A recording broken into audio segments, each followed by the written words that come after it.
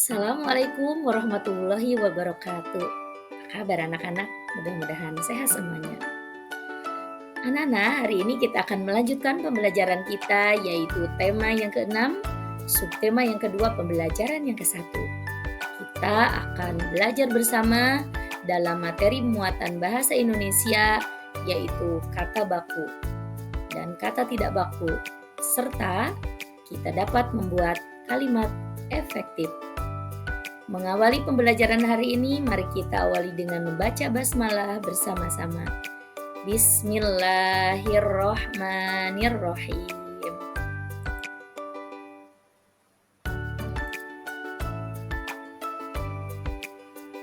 Anak-anak, tujuan pembelajaran hari ini yang pertama, kalian dapat mengkategorikan kata baku dalam isi teks bacaan. Lalu yang kedua, dapat menentukan kalimat efektif dalam isi teks bacaan. Dan yang ketiga, kalian dapat menyusun kalimat menggunakan kata baku. Apa itu kata baku? Kata baku adalah kata yang sesuai dengan pedoman atau kaidah bahasa yang sudah ditetapkan sebelumnya.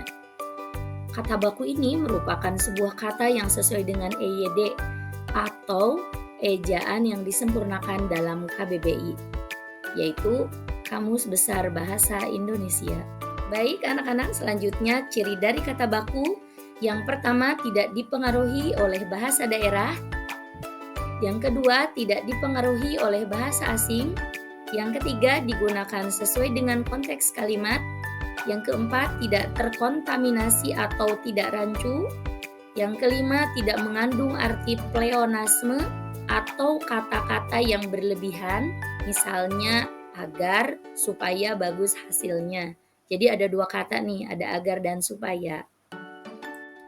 Baik, selanjutnya penggunaan kata baku. Kata baku ini digunakan untuk berbagai hal yang berbau resmi. Misalnya saja surat menyurat, perihal kedinasan, penelitian akademik, atau yang lainnya. Nah, beberapa contoh penggunaan kata baku. Yang pertama, pembuatan karya ilmiah. Yang kedua, pembuatan surat resmi. Yang ketiga, pembuatan laporan. Yang keempat, pidato kedinasan. Dan yang kelima, pembuatan surat lamaran kerja. Baik, selanjutnya kita akan melihat contoh kata baku dan tidak baku. Kata baku antre. Ternyata kita lebih sering bacanya antri. Kata baku bus. Kita lebih sering mengucapkan bis. Kata baku capai, tidak bakunya capek. Kata baku dakwah dengan huruf K, kata tidak bakunya dakwah dengan penggunaan koma di atas. Lalu kata baku ijazah dengan penulisan huruf Z, kata tidak bakunya ijazah dengan huruf S. Selanjutnya kata baku influenza, ya ini penyakit menggunakan Z.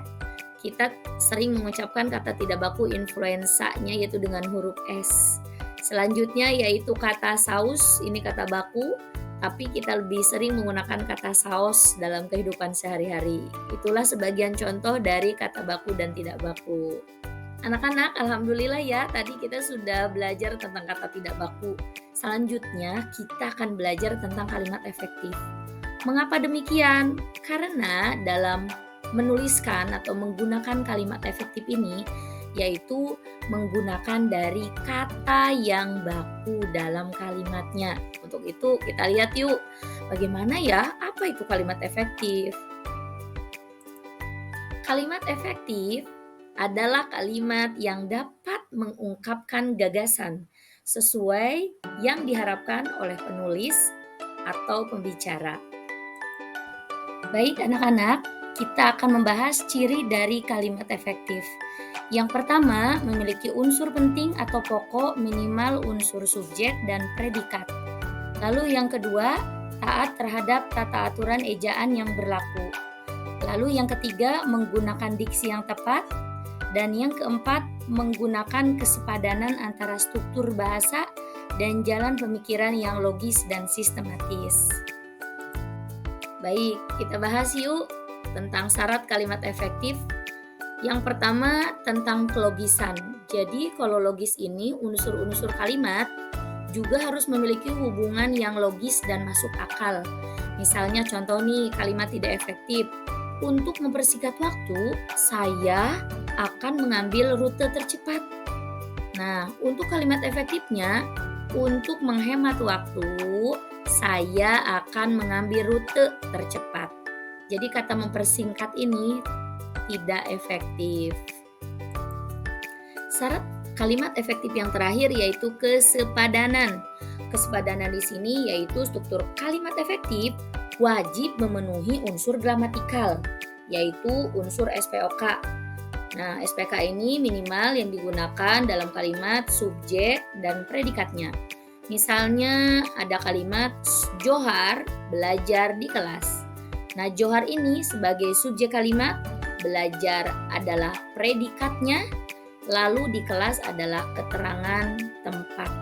Jadi kalau kalian membuat kalimat Johar belajar itu juga sudah betul sebagai kalimat efektif. Terima kasih anak-anak sudah menyimak materi tentang kata baku dan kalimat efektif. Selanjutnya kalian akan mempraktekannya dalam memahami teks bacaan. Akan mengkategorikan kata baku, dapat menentukan juga kalimat efektif dalam suatu bacaan, lalu kalian akan menggunakan kata baku tersebut dalam kalimat efektif. Untuk itu kita tutup dulu ya pembelajarannya dengan membaca hamdalah. Alhamdulillahirabbil alamin. Sampai ketemu. Wassalamualaikum warahmatullahi wabarakatuh.